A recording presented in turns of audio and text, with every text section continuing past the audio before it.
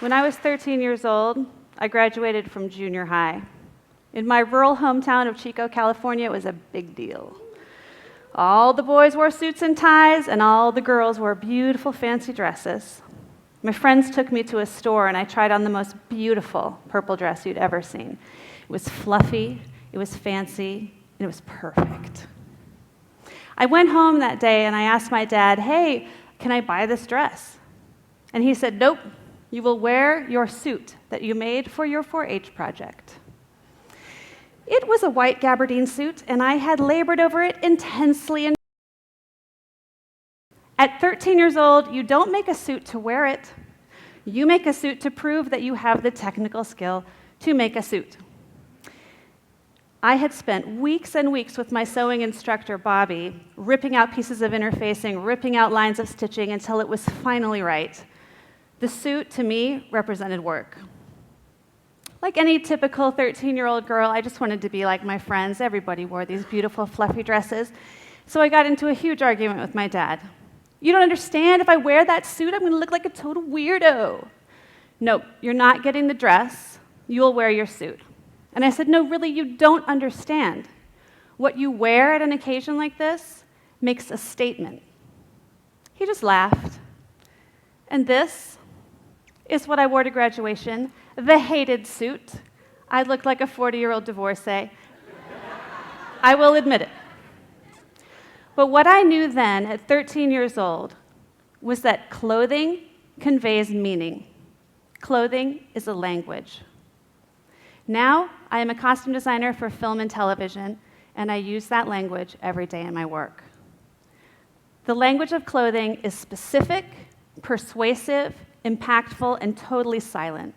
Most of the time, we don't even realize that we are being influenced by it while it's right in front of our face. Costume is essentially clothing plus intent. Every day we have choices to make, and we tell the world what we choose what we tell the world about ourselves every day. Clean or dirty, relaxed or uptight, frumpy or attractive. Every day we make these choices. In your closet and in your dressers, you have a collection of clothing that you have assembled. You bought those clothes, you found them in an alley, you sewed them, someone gave them to you. Somehow you came to own everything in your closet.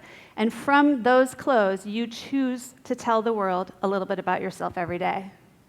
And it varies from person to person based on socioeconomic status, age, race, gender, religion.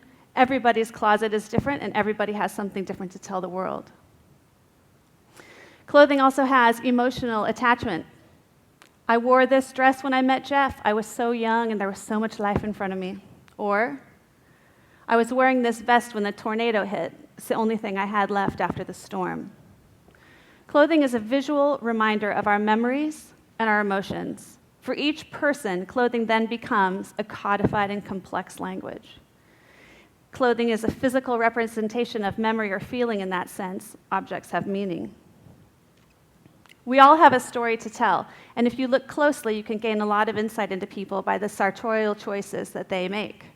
Malcolm Gladwell talks about this in his book, Blink.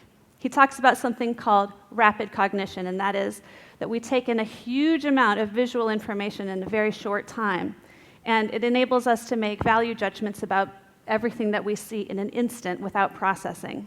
He says all it takes is 2 seconds.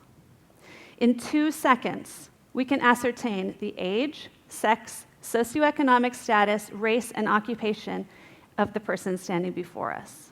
But more than that, we are also able to gain insight into their personality and character by these very subtle visual clues that we don't even realize we're taking in. Our brain does the work for us. 2 seconds. So if you're the kind of person who wears sweats and t-shirts every day, but you put on a suit to go to a business interview, that is a costume. That is clothing worn with intention. Your potential employers will probably appreciate it and think, "Oh, that's a very together person. He really looks sharp," because you look the part. As costume designers, we use that, looking the part, to tell the story. We take actors and we turn them into characters, and we use every visual clue that we can find to help the audience to understand how to feel about them. I have had the pleasure and privilege to work with many amazing people in my career. This is Amy Adams, and I worked on a movie with her where she plays a villainous vixen. She was fresh from Colorado and in Los Angeles for the first time, and I gave her these python pants, and they're like skin-tight python pants. After the movie was over, she said, "I love them so much, can I keep them?"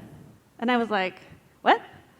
What does this earthy, crunchy granola girl want with a pair of like devilish python pants? But she said later on, they made me feel powerful. And she wore them into the ground in her first year in Hollywood. So you see, the costume that I gave her for the character enabled her to feel something else in her personal life.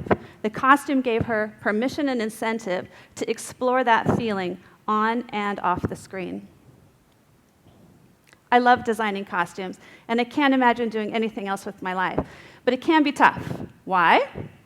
Because everybody gets dressed in the morning, and everybody has an opinion. And it is my job to make sense of all of these opinions among a disparate group of people making a movie. If you can think of the language of clothing as kind of dialectic, it's kind of like having an accent or speaking a regional dialect. Different visual concepts mean different things to different people.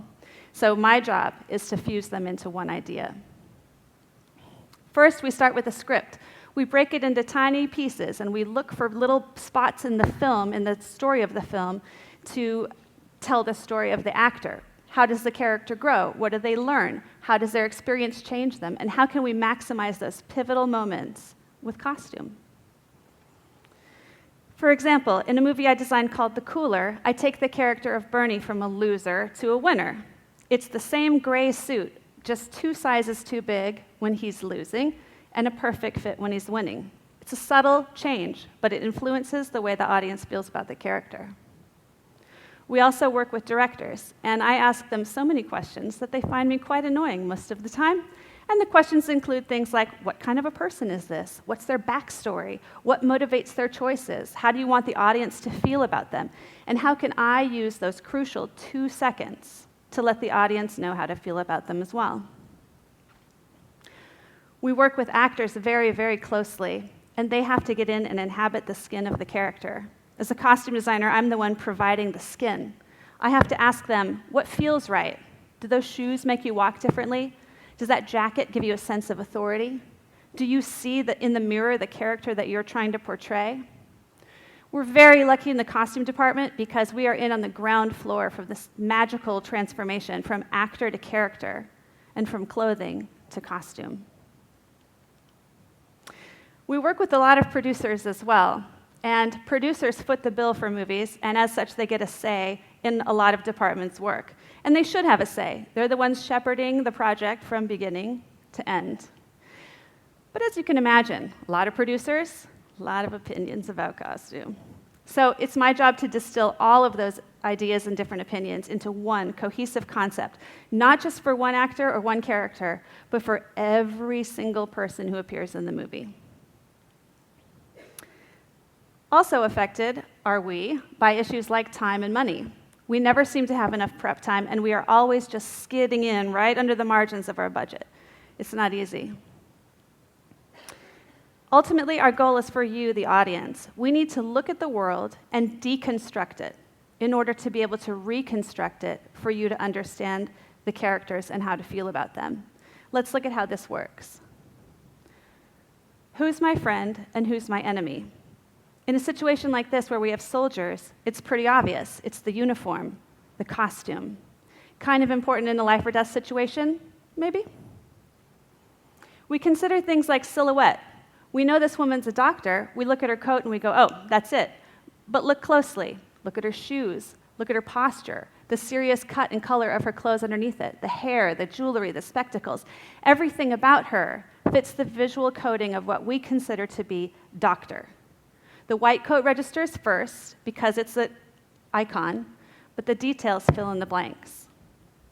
We also consider color. This guy's a waiter, but if we take off that apron, he'd be dressed in all black. We could then think, well, maybe he's working backstage at a theater, or maybe he's working the Mac counter at a department store, or in a funeral home, or, I don't know, in an art gallery selling art or something like that. What's interesting to note here is that the absence of color tells us a lot about him as well. The absence of color, in this sense, the use of black, he fades into the background. He doesn't call any attention to himself. We consider context and purpose. These are the Sisters of Charity in Riverdale, New York. They're nuns. They do not wear habits on a daily basis. They work with the poor and they work in hospitals, and this is how they look, regular, just like normal people. Contrast that with the Monastery of the Angels here in Los Angeles, Dominican cloistered sisters. Their habit is an outward sign of their devotion to prayer and service. Same idea, but totally different execution. Oftentimes, there is a disconnect between the spoken language, the written language, and the language of clothing. My job is to sort of translate that. So oftentimes in a meeting, we'll hear something like, she needs to look sexy. Okay, sexy how? Librarian sexy? Warrior sexy? High fashion sexy? What kind of sexy? What does sexy mean to you? Or we'll hear something like, put her in a red dress. Okay, red dress how? Red dress like the first time she met Jeff? Red dress like sexy siren red dress? Okay, what if the movie takes place in China? Or what if the director is Chinese? Could it possibly mean wedding dress? You'd never put a Chinese bride in a white dress because in the Chinese culture, white is the color of death and mourning. The language of clothing is highly specific. It's cultural and based on experience.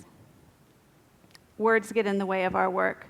So just as confusing as what sexy can mean to one person versus another, consider words like rich or poor.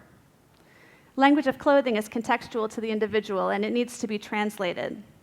As a costume designer, I am the translator. I have to drill down into the minds of my collaborators to figure out what the visual concept is that they want to convey. I then take that visual concept and I translate it into clothing, and then the clothing turns into a costume. A few years ago, I was driving down the 10 freeway. It was dark, and my car started to overheat.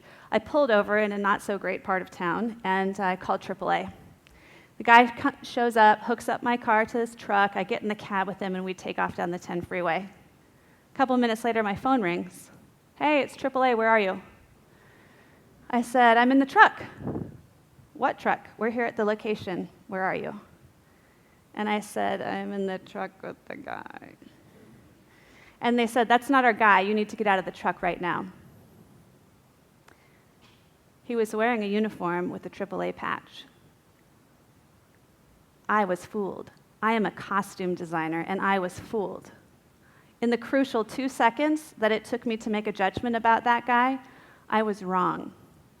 My job is to recreate that 2-second experience in every movie that I make. So, you should never be able to tell that guy, he's not a tow truck driver either. He's assistant costume designer Ken Van Dyne. The homeless lady, costume designer.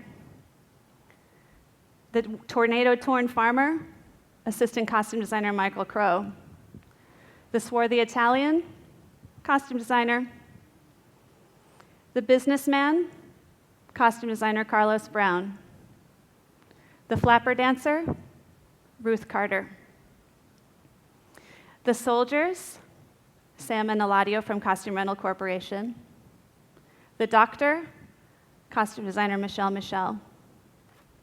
The waiter, costume designer Anthony Tran. The nun, costume designer Stacy Ellen Rich. The flower child, Lauren Briggs. The sexy red siren, costume designer. The Chinese bride, Michelle Liu.